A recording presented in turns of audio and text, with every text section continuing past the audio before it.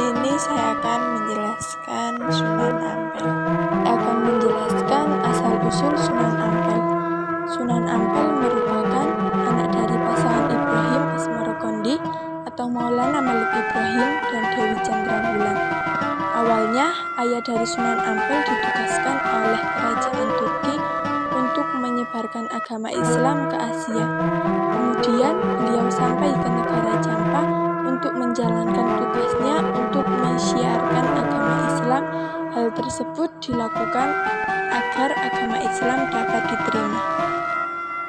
Kemudian, beliau menikahi Dewi Chandrawulan yang merupakan putri Raja Jampa Prabu Singhawarman.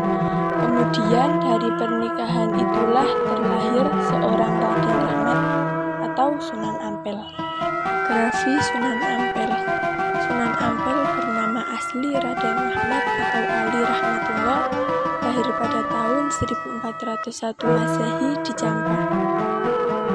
Ayah Sunan Ampel adalah Maulana Malik Ibrahim atau Malik Maghribi atau yang dikenal Sunan Gresik. Ibu Sunan Ampel adalah seorang putri dari Raja Jampa dinasti Azmat Han I atau Ali Nurul Alam Maulana Israel yang bernama Siti Fatimah.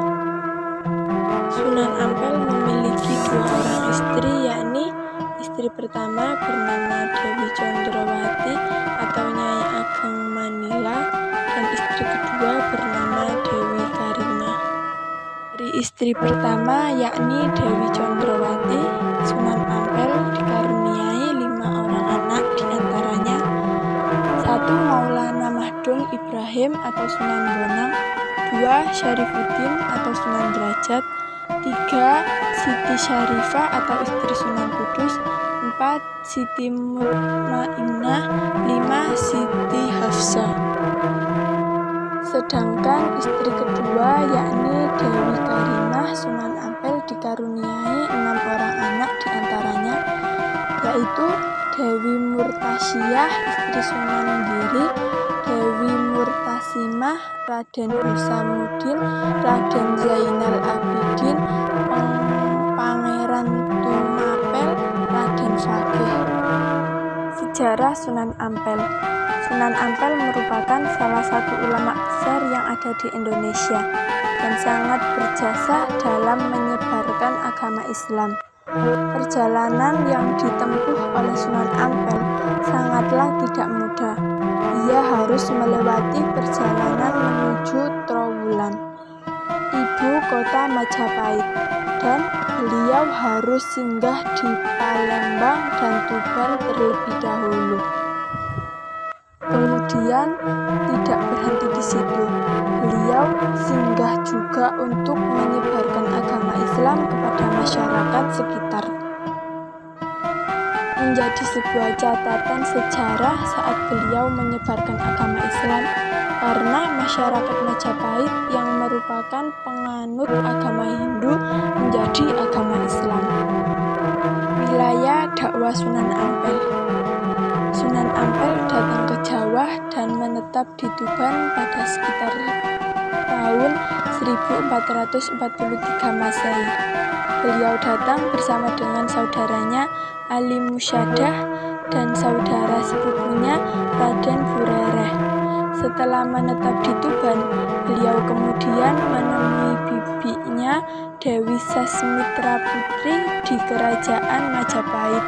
Untuk saat itu kerajaan Majapahit yang sedang dalam masa-masa suram karena para adipati dan pembesar kerajaan melupakan tugasnya dengan hidup mewah dan berpesta.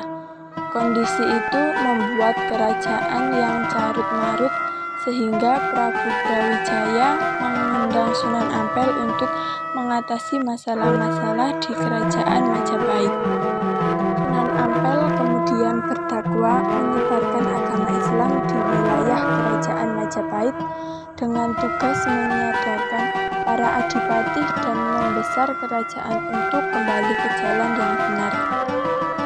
Sunan Ampel kemudian membangun masjid sebagai pusat ibadah dan dakwah serta membangun pesantren Daerah tempat pesantren tersebut dikenal dengan Ampel Denta, sehingga nama Raden Rahmat kemudian dikenal dengan sebutan Sunan Ampel.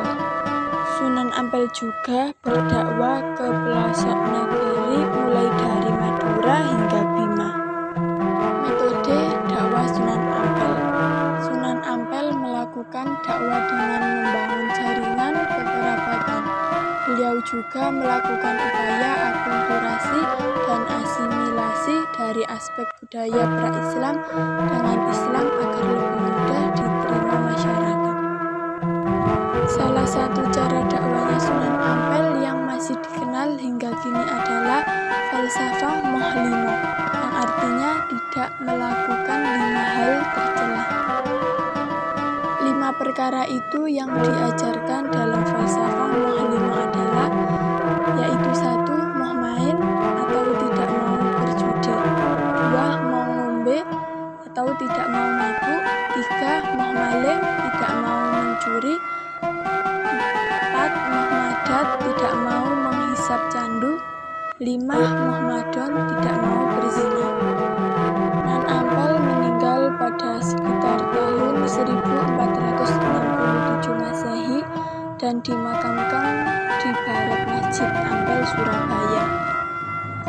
Sejak tahun 1972, kawasan Masjid Agung Sunan Ampel telah ditetapkan menjadi tempat wisata religi oleh Pemkot Surabaya dan hingga kini masih ramai didatangi oleh para peziarah.